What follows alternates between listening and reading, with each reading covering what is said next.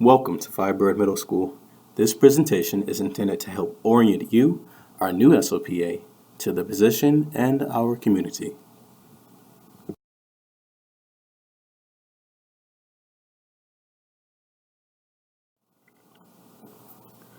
Please take note of the ethics as outlined by our governing body, the American Speech and Hearing Association.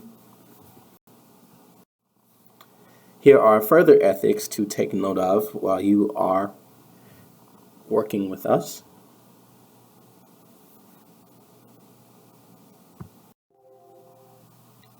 And here is the final page about ethics.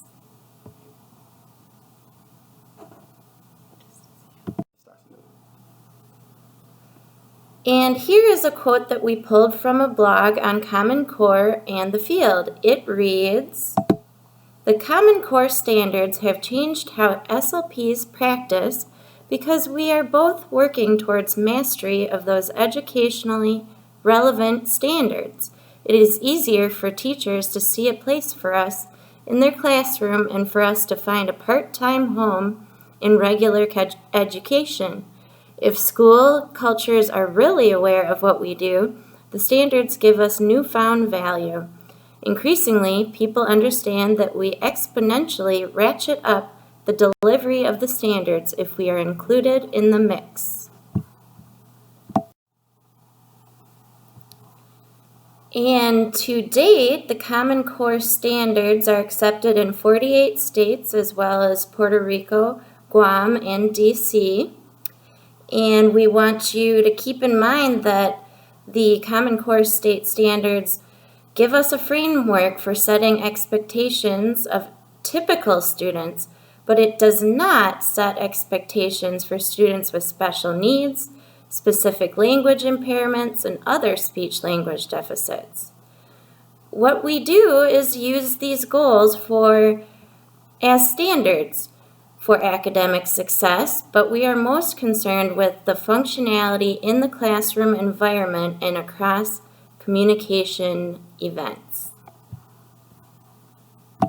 Slideshow. These standards are highly important to our teachers as their biggest focus is ensuring appropriate literacy skills for the next grade.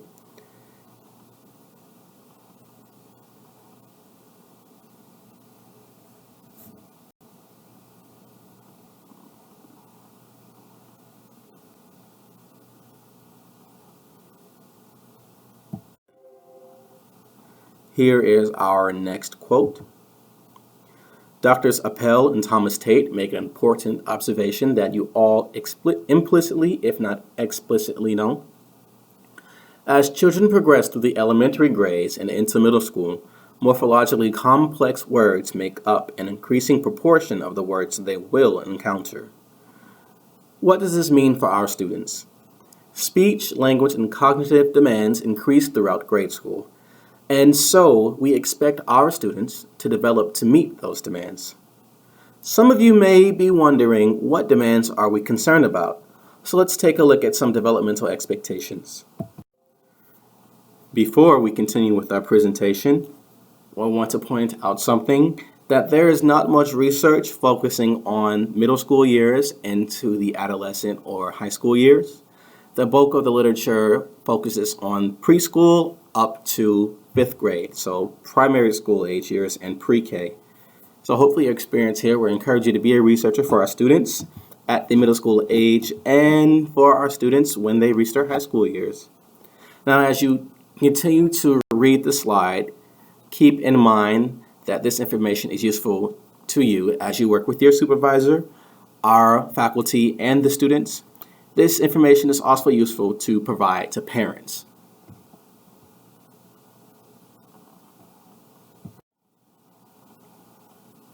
So again, literacy skills are very important for the middle school age population.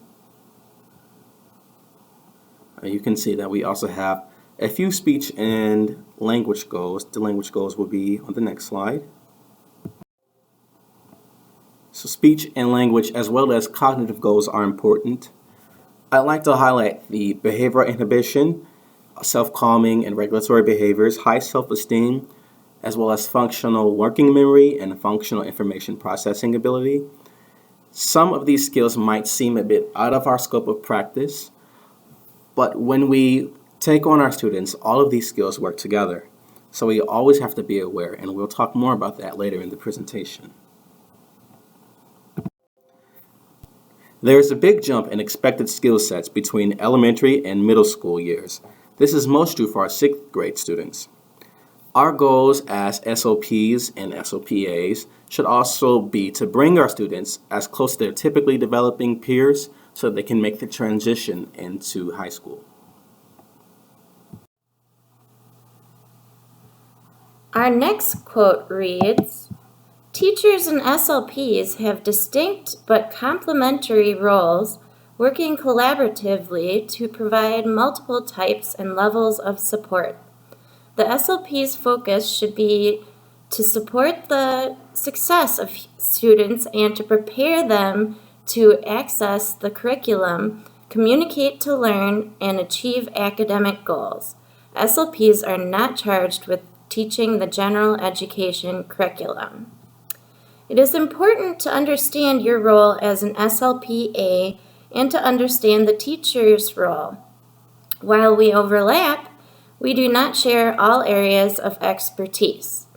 It is in these cases that we must collaborate with the teacher. Here is a quick view of our interdisciplinary model of professionals and experts, which includes you, aiding our students. It is important to keep the parent in mind. The parent can be your best source for information about developmental history and current performance outside of the academic environment.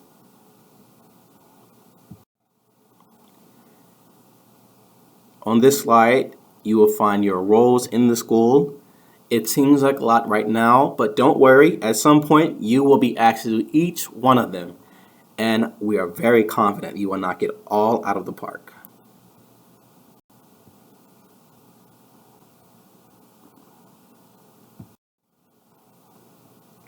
So what makes the dream work? Synchronize, communicate, generate, and actualize. So for synchronize, we want to encourage congruency between SLP and teacher intervention efforts, materials, and activities. We want to communicate what our services include to the teacher, and we also want to let the teacher inform us of student behaviors, personality, interests, and performance. We want to stay open-minded toward ideas and activities, and we want to critically think about the appropriateness and effectiveness of ideas. Lastly, we want you to actualize. That means build your skills and confidence by building the skills and confidence of our students.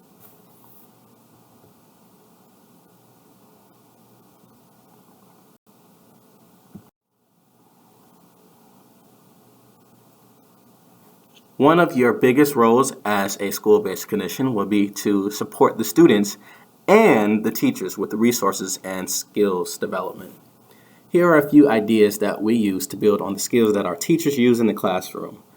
They include things such as providing support for student presentations, capitalizing on unplanned teaching moments, developing strategies to support students during class, such as modifying teacher language when talking to the student, modifying instructional tasks or levels of support, much like how we modify our level of difficulty with tasks, and being aware of the group dynamic for students.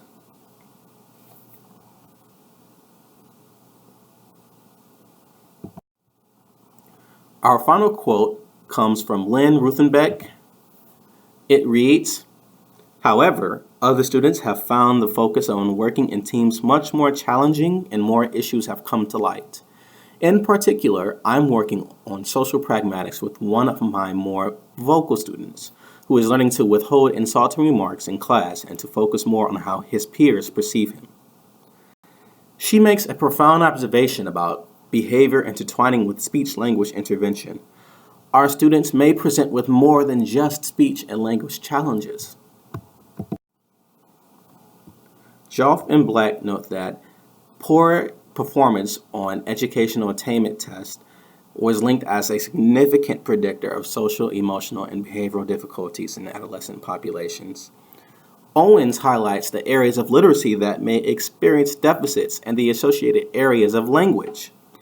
Last, we want to keep in mind that not being a strong reader or having difficulty expressing your point of view can be a source of negative feelings for our students. We are most sensitive to this factor and seek to build their confidence by building their skills.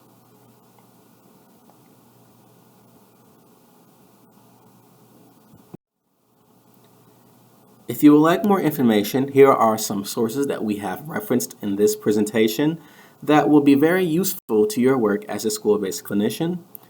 So please review the assessment tools handout that you received as well. And here are our references. And more references.